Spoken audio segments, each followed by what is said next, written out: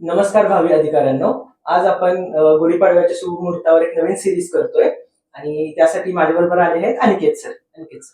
नमस्कार भावी अधिकाऱ्यांनो. आजपर्यंत भावी अधिकाऱ्याने तुम्हाला खूप काही दाखवलं, पण आता भावी अधिकाऱ्यांसाठी अधिकारी झालेले लोक मार्गदर्शन करणार नाही. आणि आजपासून सुरू होतोय आपल्या भावी अधिकाऱ्यांचा पॉडकास्ट शो. याच्यामध्ये जे खरं आहे तेच दाखवणार आणि जे वास्तव आहे तेच मांडणार.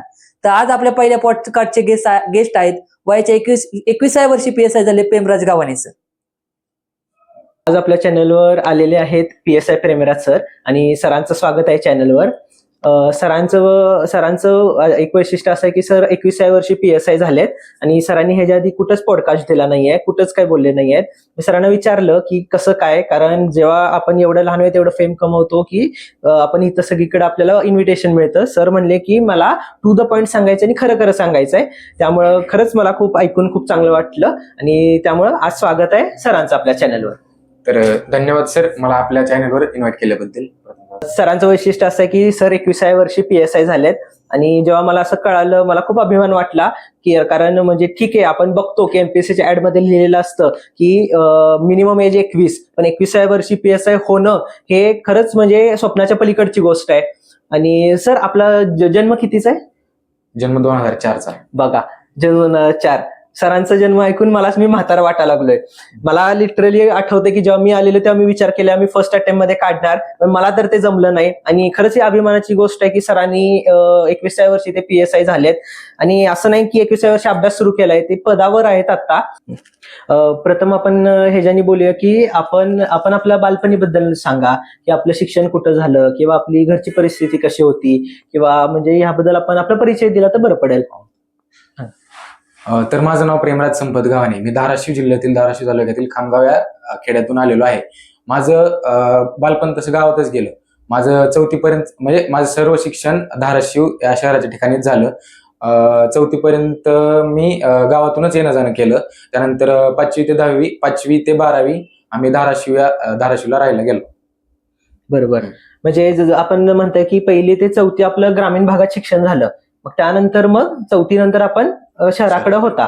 मग म्हणजे कसा काय, म्हणजे तुमचा निर्णय होता, घरच्यांचा निर्णय होता, कसं काय म्हणजे शहराकडे कसं काय शिक्षणाला आपण गेला? आता घरच्यांचाच निर्णय होता की बाबा ग्रामीण भागात आपल्याला उच्च शिक्षण म्हणजे चांगलं क्वालिटी शिक्षण तर आपल्याला बरोबर आहे, शहरातच भेटेल आणि आणि जास्तीत जास्त शहराकडे जाण्याचा कल असतो. बरोबर आहे. म्हणजे मी असं म्हणायला हरकत नाही की कदाचित घरच्यांना लहानपणी दिसला असणार की आपल्या मुलामध्ये काहीतरी स्पार्क आहे, आणि घरच्यांचं पण खरंच अभिनंदन. कारण काय काय वेळी आता त्यांच्यासाठी पण स्ट्रगल असणार की गावाकडचं सगळं सोडून मुलाच्या शिक्षणासाठी शहराकडे जाणं. आणि मग असं म्हणायला हरकत नाही का की आपला एक बेस जो आपण म्हणतो की पाया एक चांगला होता? हो, माझा बेस पक्काच होता. कारण जेवढं म्हणजे शालेय जीवनात जेवढ्या काही स्पर्धा परीक्षा असतात जसं की MTS, पुन्हा NMMS, स्कॉलरशिप या परीक्षांमध्ये मी म्हणजे नंबर आणले, मेरिटमध्ये आलेलो आहे.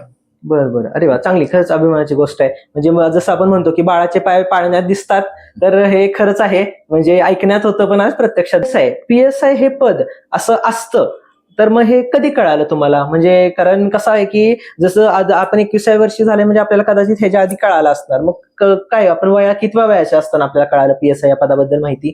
मी जेव्हा म्हणजे शहराच्या ठिकाणी शिकायला गेलो त्या 1-2 वर्षातच आमच्या गावातील 3 जण सोबतच PSI या पदी त्यांची निवड झाली. बरोबर. मग आमच्या गावात त्यांच्याविषयी चर्चा व्हायची आणि माझ्या घरचे बी सांगायचे की आपल्या गावात असे अधिकारी झाले, PSI म्हणून अधिकारी झाले. तेव्हा मला या पदाबद्दल माहिती झाली. अरे वा, म्हणजे हे असं बोलायला हरकत नाही की आपण शाळेत असतानाच ठरवलेलं की आपल्याला अधिकारी बनायचंय.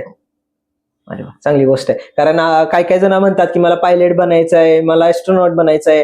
सरांनी पण ते बनत नाही, जसं आपण प्रत्येकाचं हे होतं. पण सरांनी जसं ठरवलं, जसं लहानपणीपासून म्हणजे म्हणता येईल की मॅनिफेस्ट केलं आणि ते आज या पदावर आहेत. खूप चांगलं वाटलं. आता मला खरंच एक नवल वाटतं की आता जसं तुम्ही म्हणला तुमचा 2004चा जन्म आहे आणि आता परीक्षा आपल्याला प्रत्येकाला माहिती आहे की परीक्षा वेळेवर होत नाहीये. 21व्या वर्षी जरी तुम्ही पास झालाय तरी अभ्यास तुम्ही कदाचित आधी थोडा सुरू केला असेल आणि अभ्यास करायचा हा निर्णय त्याच्या अलीकडे गेला असेल. म्हणजे मला म्हणायचं आहे की एवढ्या कमी वयात इतकी जास्त मॅच्युरिटी कशी? तर आता घरची परिस्थिती बी म्हणजे अशी जास्त भारी नाही, म्हणजे सर्वसाधारणच आहे. आणि वडील माझे कारखाना कामगार आहेत आणि शेती बी म्हणजे कमीच आहे घरी. आणि वडील जर आपले म्हणजे आपल्या मुलांसाठी जर रात्रंदिवस जर कष्ट करीत असतील, म्हणजे कारखान्यात तर आपले हे असतात, शिफ्ट असतात, शिफ्ट म्हणजे असते, नाईट शिफ्ट नाईट असते. शिफ्ट असते, डे शिफ्ट असते, कधी कधी ओव्हर टाइम असतो, म्हणजे मग ते हँडल करत करत त्यांचं बरोबर, कष्ट बरोबर. मी डोळ्यासमोर ठेवलं. आणि आपल्याला आयुष्यात यांना परत कामाची गरज पडू नये म्हणून आपण एक चांगला अधिकारी घडावा असं नाही केलं. ठरवलं. अरे वा, नाही खरंच कौतुकाची गोष्ट आहे. कारण कसं आहे की उलट मी तर म्हणतो की एमपीएससी कडे येणारे मॅक्झिमम ग्रामीण भागातले असतात. पण म्हणजे पण कॉलेजचं वारा असं असतं की आपण त्यामध्ये फ्लो मध्ये जातो. पण आता तुमच्या बोलण्यावरनं कळतंय की जरी तुम्ही कॉलेजमध्ये किंवा ह्याच्यात जरी मिक्स झाला तरी तुम्हाला एक बॅक ऑफ द माइंडला जाणीव होती घरच्यांच्या परिस्थितीची. आणि मला खरंच चांगलं वाटलं की आपण सत्य परिस्थिती सांगितली. म्हणजे उगाच जास्त मोठं नाही किंवा जास्त छोटं नाही, की जसं म्हणला की वडिलांची नाईट शिफ्ट ते नव्हती. म्हणजे वडिलांनी केलेले कष्ट, आईने केलेले कष्ट, घरच्यांचे कष्ट कायम तुम्ही डोळ्यासमोर ठेवून बॅक ऑफ द माइंडला एक ठेवलेलं की आपल्याला हे व्हायचंय. खरंच चांगलं वाटलं. कॉलेज लाईफ मध्ये जो फ्रेंड सर्कल असेल किंवा शाळेत म्हणता येईल, पण आता एवढं तर कळतं की त्यामधले मला माहित नाही म्हणजे किती जण एमपीएससी करायला लागलेत, पण एक लहान वयात विजन आपल्याला होती. मग कॉलेज लाईफची मजा सांभाळून आपला अभ्यास पण आपण कसा काय सांभाळला? तसं पाहिलं तर माझं म्हणजे 10वी पर्यंतच एकदम प्रॉपर शिक्षण झालं. 11वी-12वीला कोरोनाची परिस्थिती आली होती. म्हणजे आता मला आश्चर्य वाटतं की 11वी-12वी कोरोना असताना कॉलेज होत नव्हतं, जेव्हा आपण सगळी मंडळी इन्क्लुडिंग मी पबजी खेळण्यात बिझी होतो, त्यावेळी सरांनी अभ्यास चालू ठेवला. म्हणजे खरंच म्हणजे म्हणता येईल की खरंच तुम्ही परिस्थिती जाणीव ठेवून आणि एक मॅच्युरिटी आणि एक डिसिप्लिन म्हणता येईल, एक डिसिप्लिन ठेवलेलं दिसतंय आपण. खरंच चांगली गोष्ट आहे. आतापर्यंत आपण सरांची कौटुंबिक माहिती जाणून घेतली. आता आपण सरांची अभ्यासाची सुरुवात कशी केली हे आपण सरांकडून जाणून घेऊया. सर, कधी तुम्ही तुमच्या अभ्यासाला सुरुवात केली एमपीएससीच्या? मी तसं तर म्हणजे 12वीतच केली, कारण 11वी-12वीला कोरोनाला मी मला बरोबर. सांगितल्याप्रमाणे, आणि त्या काळात ऑनलाईन लर्निंग हा विषय म्हणजे सर्वांना आला. बरोबर. म्हणजे त्या काळात आपल्याकडे मोबाईल, टॅबलेट वगैरे आले. मग त्यावेळी माझ्याकडे मोबाईल आला आणि मोबाईलवर म्हणजे आमच्या क्लासेस 11वी-12वीचे लेक्चर व्हायचे. मग थोडा टाइम भेटला तर मी युट्यूबवर या परीक्षांविषयी बघायचो, काय असते एमपीएससी, युपीएससी. बरोबर. मग त्यातल्या त्यात मला एमपीएससीत जी आपल्या शालेय जीवनात जे विषय होते बरोबर. तेच त्यात दिसले. मग मी त्यातच यायचं ठरवलं. म्हणजे मोबाईलचा योग्य प्रकारे वापर कसा करावा हे सरांकडून शिकण्यासारखे, सरांनी हातात आलेल्या मोबाईलचा वापर आपल्या ध्येयासाठी कसा केला. सर, असं एक आहे की मिनिमम बुक्स आणि मॅक्झिमम रिव्हिजन ते प्रत्येकाला जमत नाही. ते तुम्ही कसं काय केलं बाबा, एकच पुस्तक त्याच्या जास्त रिव्हिजन? तसं पाहिलं तर या क्षेत्रात प्रत्येक विषयाचा सिलेबस म्हणजे मोठाच आहे. आणि त्यासाठी एकच स्टँडर्ड रेफरन्स ठेवा तुम्ही. म्हणजे जास्तीत जास्त वाचण्याचा प्रयत्न करू नका, कारण आपली परीक्षा एमसीक्यू टाईप आहे. बरोबर. आपल्याला काय रिटर्न नाही. बरोबर. मग त्यासाठी एकच स्टँडर्ड रेफरन्स ठेवा आणि प्रत्येक विषयाला मिनिमम सोर्स आणि जास्तीत जास्त रिव्हिजन कशा पडतील त्या सोर्सवर याकडे विचार करा. म्हणजे जास्त पुस्तक घेण्याचा सरांनी मोह टाळलाय. सरांनी एकच पुस्तक आणि त्याच्यावर वारंवार रिव्हिजन केली. हो. हीच सरांची खरं तर स्ट्रॅटेजी म्हणावी लागेल. आणि सर, रिडिंग वर्सेस पीवायक्यू म्हणजे असं काय होतं की बरेच मुलं नुसतं रिडिंग करतात आणि पीवायक्यू वाचत नाही. तर पीवायक्यूचा घटक किती महत्वाचा आहे आपल्या परीक्षेमध्ये? तर सर्वप्रथम सांगतो की आपल्या या परीक्षेचा सर्वप्रथम आपण सिलेबस काढा आणि प्रत्येक विषयाचं पीवायक्यू, म्हणजे आपल्याला कसं कळणार किंवा पेपरमध्ये प्रश्न कसे येतील ते तर आपल्याला पीवायक्यूच्या माध्यमातून कळेल. त्यासाठी सर्वप्रथम पीवायक्यू बघा आणि त्याच्या रिलेटेडच तुम्ही अभ्यास करा. म्हणजे तुम्ही डेली असं काही टार्गेट ठेवायचे का बाबा, हे आज समजा माझे आज हे एवढे पीवायक्यू व्हायला पाहिजे, असं काही तुम्ही टार्गेट ठेवायचे का अभ्यास करताना? हो, म्हणजे या क्षेत्रात टार्गेटनुसारच गोष्टी केल्या पाहिजेत. त्यासाठी मी दररोज किमान 100 तरी पीवायक्यू झाली पाहिजे, किमान 100 तरी. बरोबर. म्हणजे सरांनी दररोज पीवायक्यूचं रोज 100चं टार्गेट ठेवलं होतं. तर सरांना सोडा, तर सरांनी वेगवेगळ्या आपल्या ज्या कंबाईनला जे विषय, त्या कंबाईनच्या विषयाची सरांची स्ट्रॅटेजी काय होती हे सरांना विचारा. सर, हिस्ट्री या विषयासाठी तुम्ही काय केलं होतं?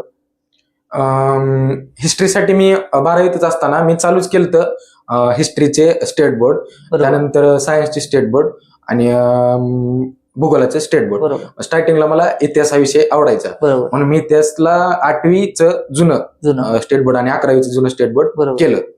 आणि इथं आल्यावर पुण्यात आल्यानंतर मी पुण्यात डिसेंबर 2021 ला आलो आणि त्यानंतर मी सर, तुमच्या पॉलिटीसाठी तुम्ही काय केलं? आता पॉलिटीचा म्हणलं तर पॉलिटी माझा ग्रॅज्युएशनचा विषय होता. बरोबर. तर त्यातील मूलभूत मला त्याबद्दल थोडी तर माहिती होती.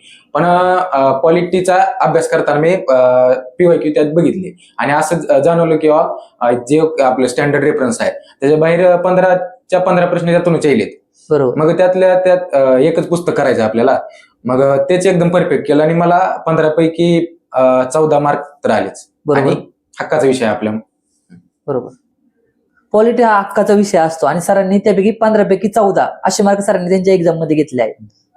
आता इकॉनॉमिक्स विषयाचं बरंच जणांना टेन्शन येतं की इकॉनॉमिक्स नक्की काय करायचं, म्हणजे इकॉनॉमिक्स बद्दल तुमची स्ट्रॅटेजी काय होती? तर इकॉनॉमिक्स हा विषय असा आहे की माझं 11-12 सायन्सच झालं बरोबर. आणि एकदमच नवीन विषय म्हणलं तर या क्षेत्रात माझ्यासाठी इकॉनॉमिक्सच होता. बरोबर. मग ते आपण स्वतः करायला गेलतो मी, पण त्यातल्या काही कन्सेप्ट मला कळतच नव्हत्या आणि नंतर कोणी विचारलं तर ती मला सांगता बी येत नव्हत्या बारकावी त्यातले. मग त्यानंतर मी इकॉनॉमिक्सचा मते सरांकडे क्लास केला. तर या इकॉनॉमिक्सचा क्लासचा मला असा फायदा झाला की प्रत्येक कन्सेप्ट क्लिअर झाली आणि त्या जी काही कन्सेप्ट मला अजून थोडी डिफिकल्ट वाटायची त्यासाठी मी युट्यूबचा पुरेपूर वापर केला. जसं गुगल, युट्यूबचा पुरेपूर वापर. आता आजच्या काळात याच्या आधी एक काळ असा होता की पैसे देऊन म्हणजे ज्यांच्याकडे पैसे होते त्यांनाच काय गोष्टी समजा क्लास भेटायच्या. पण आता आजच्या काळात असं झालंय की सर्व गोष्टी युट्यूबवर आपल्याला फ्री भेटायला, त्यासाठी तुम्ही त्या पुरेपूर त्याचा वापर करा. म्हणजे सरांनी असं केलं जिथं आपण कमी पडतो सरांनी त्याच्यावर काम केलं. म्हणजे क्लास लावणं असं काय मला वाटत नाही. जिथं आपल्याला वाटतं की आपण इथं होत नाही तिथं क्लास लावून त्यांनी बाहेर पडलं. म्हणजे क्लास लावणं चुकीचं असं म्हणत नाही, पण जो विषय आपल्याला आवडतोय त्या विषयासाठी आपण क्लास लावायला पाहिजे. तर इकॉनॉमिक्सला सांगायचं म्हणलं तर प्रीला आपल्याला 100 पैकी 15 प्रश्न आहेत आणि प्रीलाच आणि मेन्सला 200 प्रश्नांपैकी 10 प्रश्न आहेत. आणि मी प्रीलाच एवढा चांगला अभ्यास केलता, म्हणजे जास्तीत जास्त अभ्यास केलता आणि मेन्सला थोडा लिमिटमध्ये इकॉनॉमिक्सला वेळ. म्हणजे सरांना असं म्हणायचं जिथं जेवढं मार्क आहे, समजा आता प्रीला 15 मार्क होतो सरांनी चांगला अभ्यास केला आणि मेन्सला 10 मार्क आहे म्हणजे सरांनी इकडलाच अभ्यास सरांचा इकडे वापर झाला. म्हणजे मार्क कोणत्या पेपरला मार्क किती त्यानुसार सरांची स्ट्रॅटेजी होती की बाबा इकडे 15 आहे तिकडे जास्त अभ्यास केला.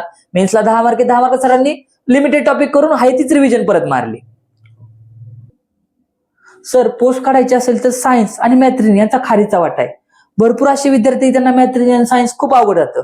तुम्ही तुमच्या प्रिपरेशनच्या काळात हे 2 विषय कसे टॅकल केले होते? आता मॅथचं सांगायचं म्हणलं तर माझा मॅथचा बेस पक्का होता. बरोबर. कारण मी मग सांगितल्याप्रमाणे मी स्कॉलरशिप मेरिटमध्ये आलेलो. बरोबर. मॅथची मला आवड होती म्हणून मी मॅथची म्हणजे आवडीनं करायचो तो विषय प्रॅक्टिस. आणि सायन्सचं सांगायचं म्हणलं तर सायन्स असा विषय आहे की त्यात पैकीच्या पैकी मार्क म्हणजे पडतच नाहीत. बरोबर. पण आजच्या काळात अवरेज तरी मार्क आले पाहिजे. बरोबर.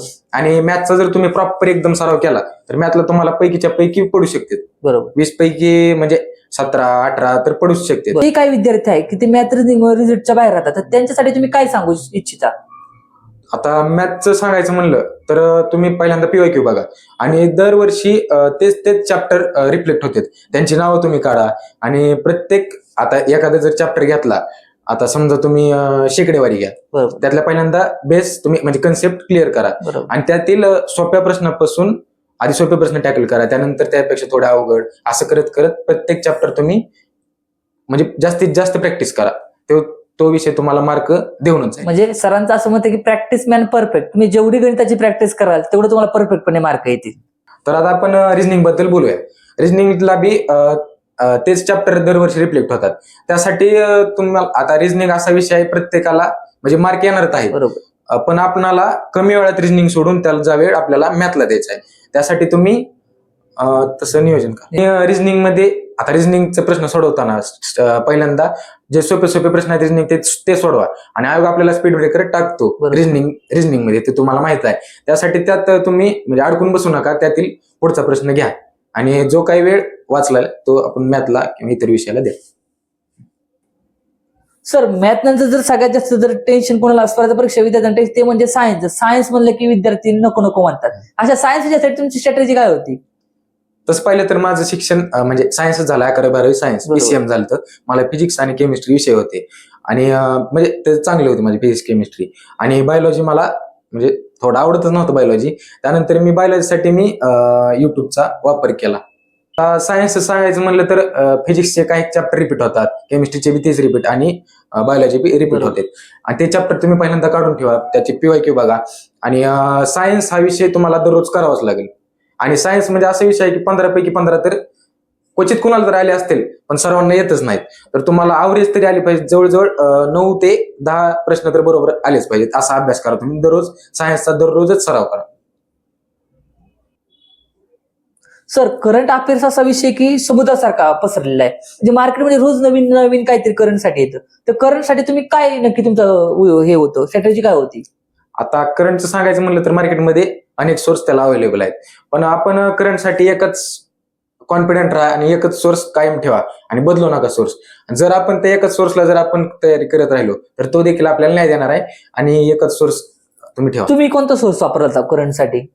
मी सिम्प्लिफाईड वापरलो. म्हणजे सरांनी एकच सोर्सवर वारंवार रिव्हिजन केलं, सरांनी एकच सोर्स ठेवला आणि त्याच्या वारंवार रिव्हिजन करून त्या विषयामध्ये चांगले मार्क मिळवले. सरांनी मॅथ, रिजनिंग असेल, सायन्स असेल किंवा करंट असेल, यांना योग्य तो न्याय दिला आणि दररोज केलं. हो. म्हणजे याच्यासाठी तुम्ही अशी काही स्ट्रॅटेजी केली होती काय 3 विषयांसाठी? आता मी म्हणजे ह्याला माझंच नाव दिलंय, म्हणजे MSc स्ट्रॅटेजी या 3 विषयाला दिले. मग हे 3 विषय मी दररोज करायचो. आणि तुम्ही देखील हे 3 विषय जर तुम्ही दररोज केले, दररोजच्या दररोज, तर ते तुम्हाला न्याय 100% देणार. त्याची प्रॅक्टिस योग्य प्रकारे करा. म्हणजे सरांची जर MSc स्ट्रॅटेजी जर फॉलो केली तर तुम्ही पण नक्की ह्या स्पर्धा परीक्षा क्षेत्रामधून लवकरात लवकर बाहेर पडाल.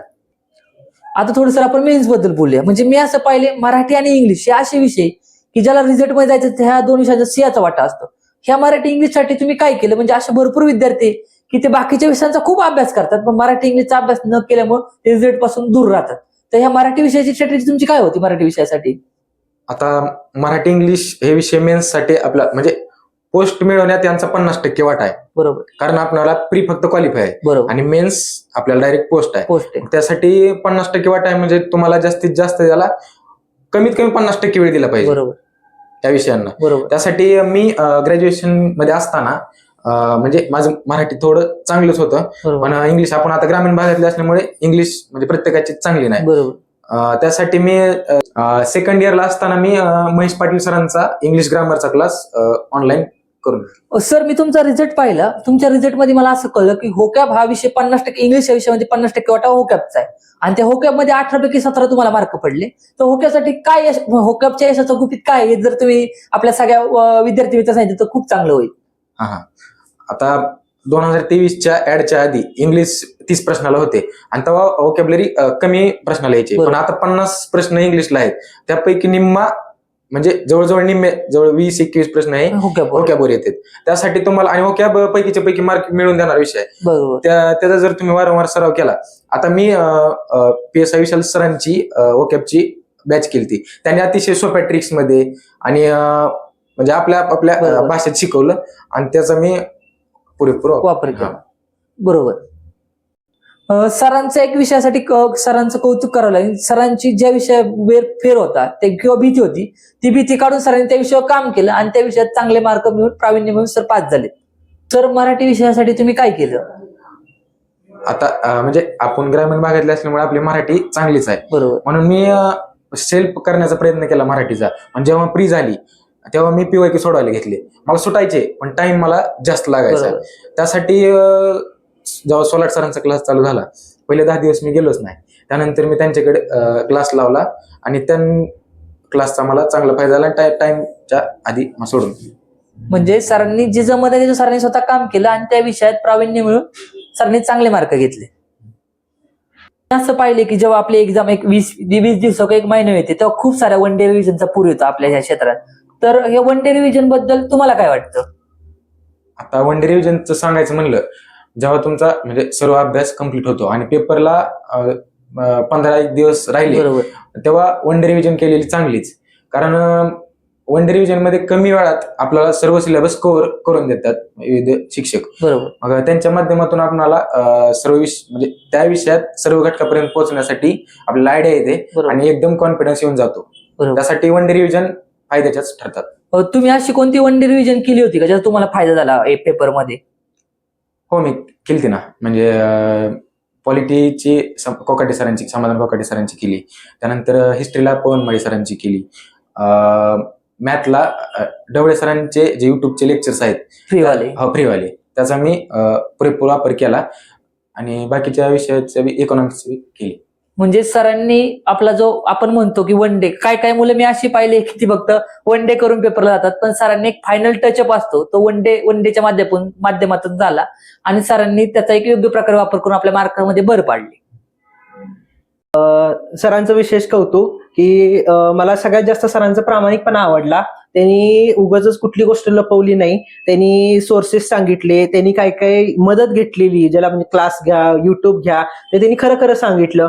नाहीतर मी असं बघतो की काय काय जण काय करतात की सगळ्या गोष्टी करतात आणि लपवतात. सरांनी ती गोष्ट केली नाही. आणि जसं आपल्याला माहिती आहे की सध्या शिक्षण कॉम्पिटिशनमुळे स्वस्त पण झालंय आणि ऑनलाईन म्हणजे जर तुम्हाला पुण्यात यायला जमत नसेल तरी तुम्ही ऑनलाईन क्लास घेऊ शकता आणि क्लासचे हे स्वस्त आहेत. आणि ते सरांनी सेकंड इयर पासून ते युज केला आणि त्यांचा सरांना फायदा झाला. आणि मला सरांना एक गोष्ट सांगायची आहे. कदाचित सरांना असं वाटेल की क्लास लावल्यामुळे सर अधिकारी झाले, पण मी सर तुम्हाला सांगतो, तुम्ही जर 2 क्लासेस लावले असतील तर मी 4 क्लासेस लावलेत.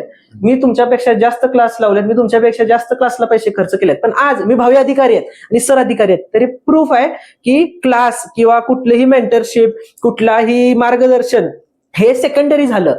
आपण केलेली जिद्द, आपण केलेली बुद्धी, आपलं असलेलं पाया, शिक्षणाचा पाया, ह्या 3 गोष्टी खूप जास्त महत्वाच्या आहेत. आणि म्हणजे खरंच सरांचं कौतुक आहे की सरांनी कष्ट भरपूर केले. पण अख्ख्या इंटरव्ह्यू मध्ये आपण बघतोय की सर मीपणा घेतच नाहीयेत. सर असं म्हणत नाही की मी केलं, सर उलट म्हणायला लागले पुस्तकांमुळे झालं, दुसऱ्यामुळे झालं. म्हणजे खरंच कौतुकाची गोष्ट आहे. मला अभिमान वाटतो की असे एकदम डाऊन टू अर्थ मोडेस्ट व्यक्ती आपल्या प्रशासनात यायला लागले आणि अशा डिपार्टमेंटमध्ये यायला लागले जिथं खरंच मोडेस्ट लोकांची गरज आहे.